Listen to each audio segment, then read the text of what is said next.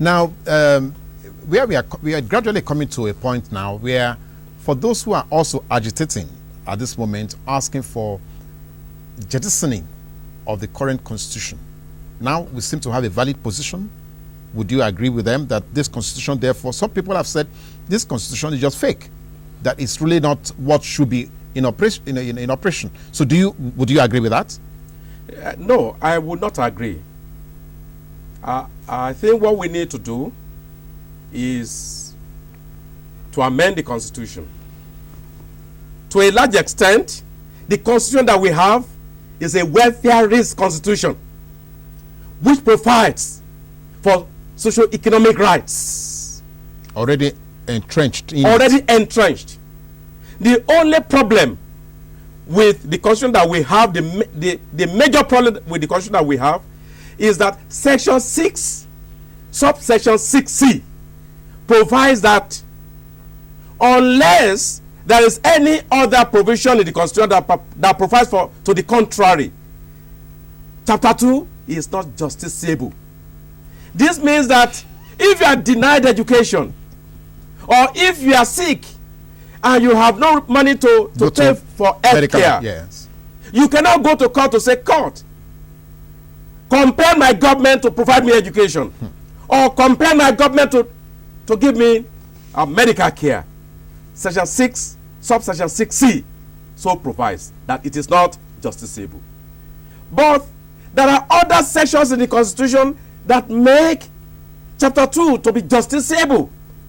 For example, section 1, subsection 1 of the Constitution provides for the supremacy and bindingness of the Constitution.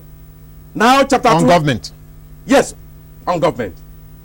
Now chapter 2, not only on government, on everyone. Constitution is binding on all authorities and persons. Now chapter 2 is a part of the Constitution, so it ought to be binding.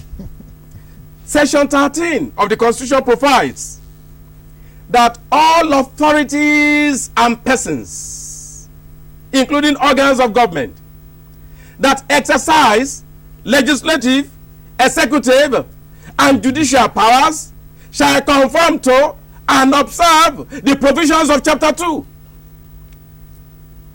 And as I mentioned before, section 224 of the Constitution provides that the programs and objectives of any political party shall conform with chapter 2. Item 60A of the exclusive legislative list provides that government should establish authorities, departments, bodies, organs to give effect to the implementation of chapter 2. So that is one challenge that we face. So Nigerians must agitate that such provisions must be implemented. Now, somebody or some Nigerians have also come to the conclusion that, as a matter of fact, which is just corroborating what you're saying now, as a matter of fact, we have all the laws that should make Nigeria such a beautiful place to live in, but we don't have the executive will, or we don't have the right men to make sure those laws are implemented. Is that the situation we find ourselves right now? The situation we have found ourselves right now is worse than what we have just said. My fear currently is that the kind of political class that we have, they actually want to remove the provisions of the Constitution in chapter 2. They don't want to concede it. Privatization of public enterprises, for example, is a negation, is a breach of the Constitution. Before 1986, 1,500 public enterprises existed in Nigeria. But now, they no longer exist. 900 enterprises, 600 enterprises were owned by the federal government, and 900 enterprises were owned by state and local governments in Nigeria. But now they have all adopted privatization.